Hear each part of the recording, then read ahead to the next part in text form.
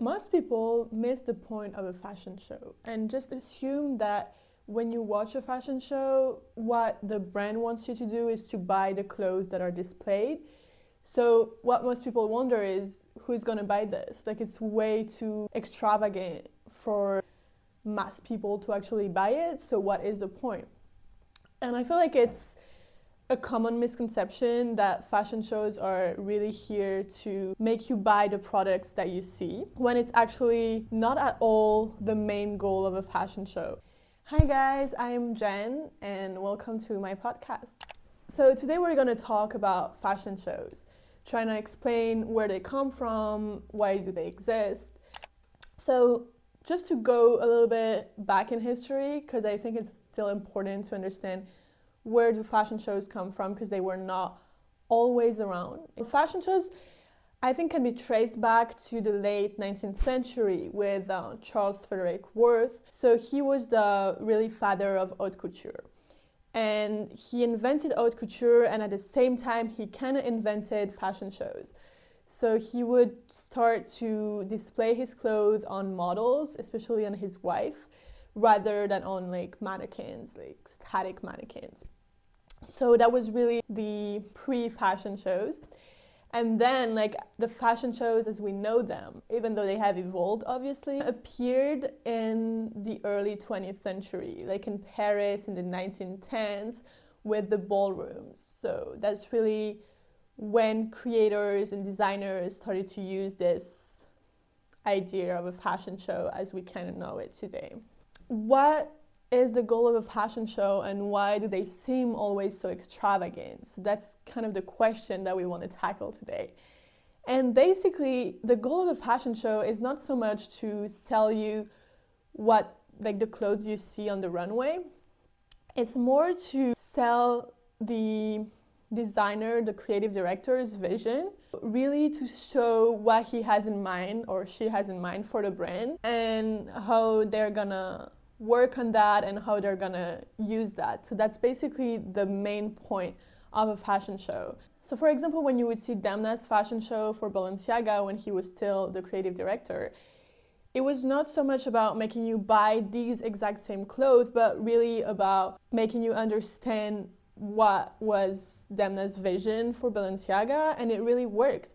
Because if you take Balenciaga's fashion shows under Demna, they were really bold, and often they were also addressing social and cultural commentary.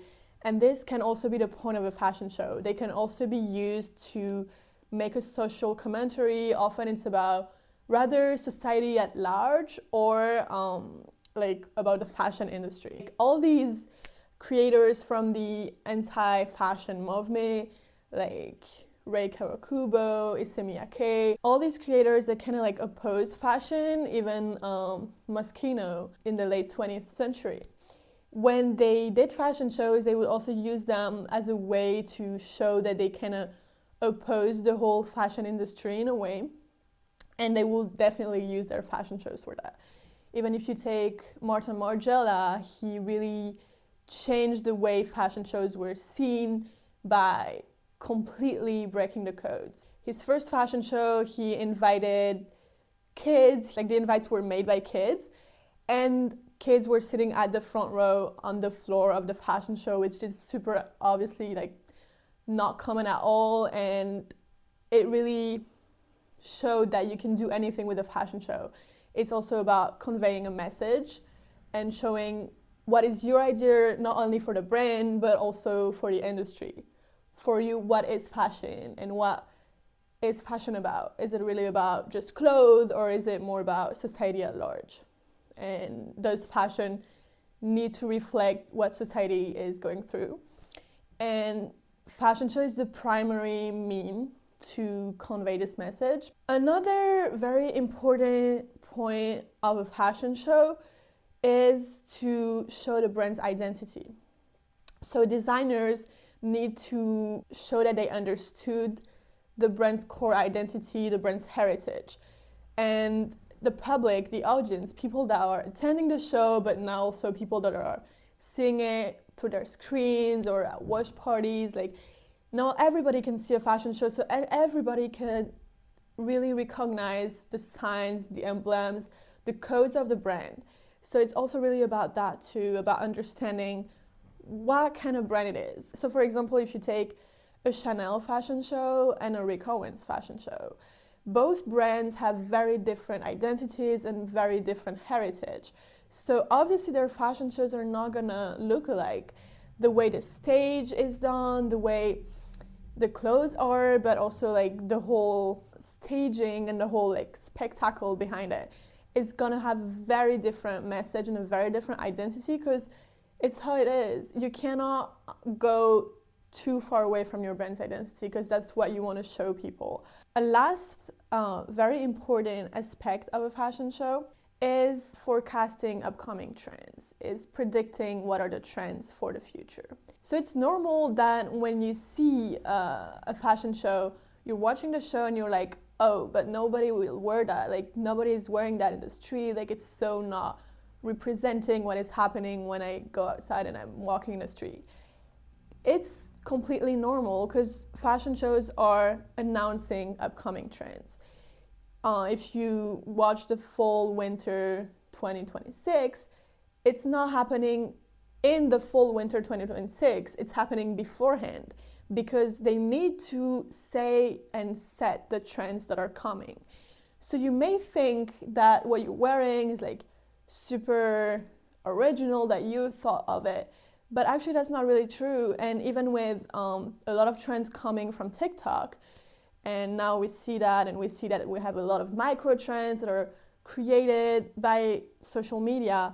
Well, actually trends in fashion still remain defined most of the time by fashion shows and by how the brands announce what is upcoming. So for example, the whole like fur moment that we saw, like everybody wearing fur and everybody going back to leather, to this was announced in the fall winter 2025 fashion show that happened obviously before.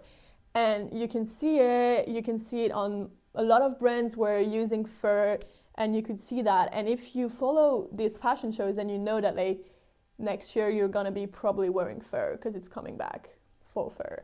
But yeah, like essentially that's the idea, that it's announcing what is coming for you and what the fashion trends are gonna be in the next few months or in the next year.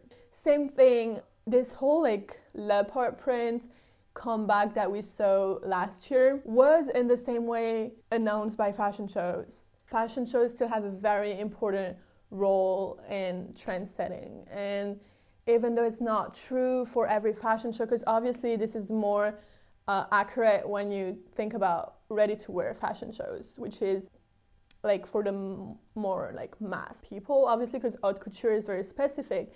So if you take haute couture is a very specific label. Not all brands have it, because you need to match certain criteria. You need to have your workshop in Paris. Obviously it needs to be made like by artisans. Like you need to match a certain number of criteria to get the haute couture label. And then you have some very different like levels of haute couture. Like you can actually be a haute couture brand, but sometimes you have also like guests that have like the right to do fashion shows for like one season in the haute couture week. But they still have the same idea. If you take John Galliano's fashion show when he was creative director of Dior, and his haute couture fashion shows were really spectacles, that were really like impressive. And it was all about the show, really, like showing that he had a very specific idea of the identity of the brand. It was really bold, but still in line with the brand's identity.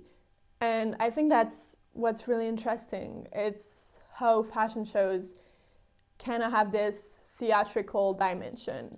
And it's more and more the case as much as like technology is advancing, because they're really trying to show that the brand is projecting itself in the future and that knows what's going on.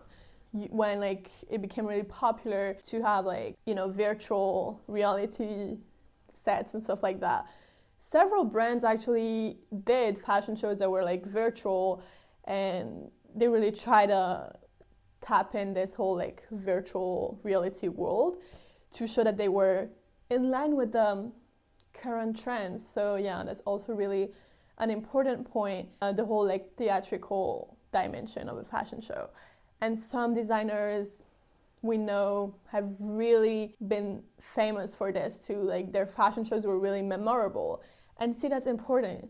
Because like if you remember the fashion show because you remember the whole set and the whole theatrical moment, you also remember the brand and you also kind of remember the identity, and therefore the fashion show worked. So when you take Karl Lagerfeld's fashion shows for Chanel, they were a spectacle. They were really like a theatrical moment. They were really impressive.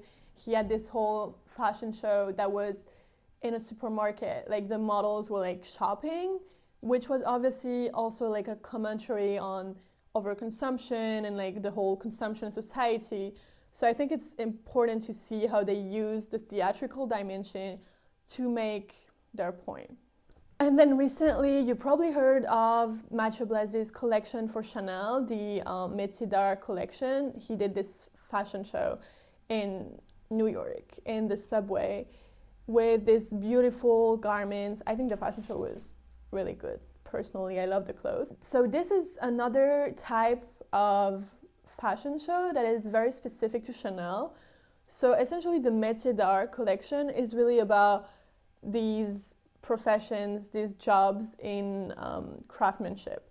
So as you know, Chanel has a very strong craftsmanship identity, but essentially in the 2000s, these very specific jobs like embroidery and stuff like that, that these sectors in craftsmanship were kind of disappearing because of mass production.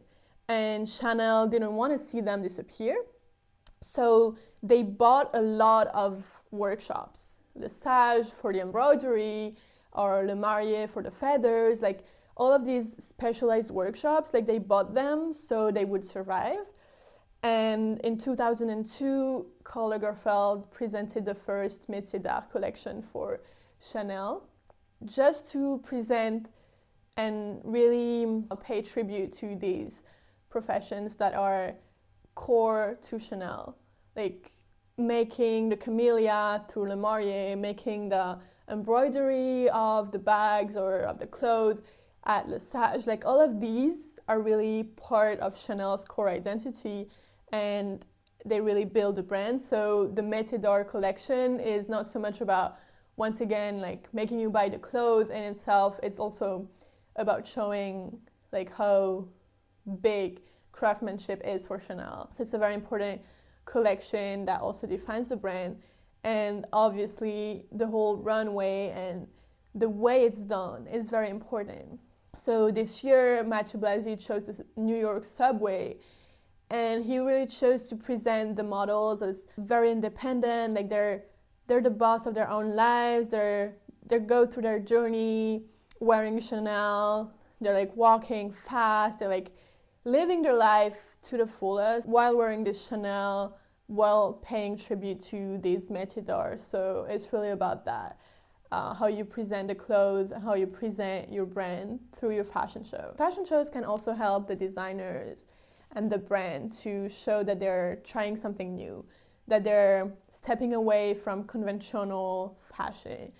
Because if you take, for example, Versace in 1991, they did this fashion show with all these like great supermodels at the time. And it was really about, I think, showing that it was not like super traditional, but it was about confidence, about being sexy, being a confident woman. And that's what they showed with these like great supermodels that were walking in a line together at the end of the show. Like it was really about showing how the brand was embracing these new codes of femininity and this like idea that fashion for women could be about empowerment. So I think that's all overall about fashion shows. Why do they exist and what are their main points? So to sum up, it's really about the brand's identity, the designer's vision for the brand, and obviously new trends. What is going to happen next in fashion?